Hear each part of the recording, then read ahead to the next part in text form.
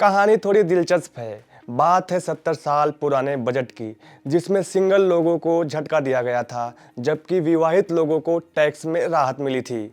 हर साल बजट में टैक्स की घोषणाओं पर सबकी नजरें रहती हैं। हर टैक्स पेयर चाहता है कि टैक्स के मोर्चे पर राहत मिले, मगर ऐसा नहीं होता कि सरकार हर बार आपको टैक्स में राहत दे। कई बार टैक्स का बोझ बढ़ा भी दिया जाता है। ऐसा ही हुआ था साल 1955 के बजट में। वित्त वर्ष 1955-56 का बजट तत्कालीन वित्त मंत्री सीडी देशमुख ने पेश किया था।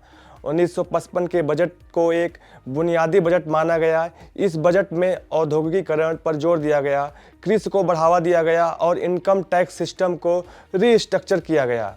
अपनी बजट स्पीच में देशमुख ने कहा था, मौजूदा टैक्स छूट की सीमा 1500 रुपये से बढ़ाकर शादीशुदा लोगों के लिए 2000 रुपये और अविवाहित लोगों के लिए घटाकर 1000 रुपये की जा रही है।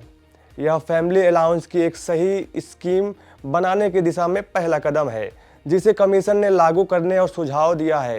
रेवेन्यू में कुल नुकसान का अनुमान 90 लाख रुपए है। वित्त मंत्री देशमुख की इस बजट स्पीच को सुन और पढ़कर सिंगल यानी जिसकी शादी नहीं हुई थी, उन्हें बड़ा झटका लगा था।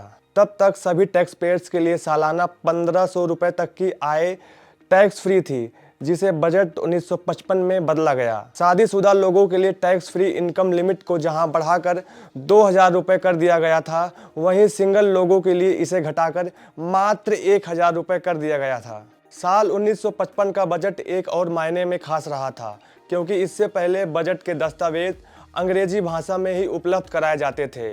लेकिन 1955 में ऐसा पहली बार हुआ था कि अंग्रेजी के साथ हिंदी पर भी जोर दिया गया।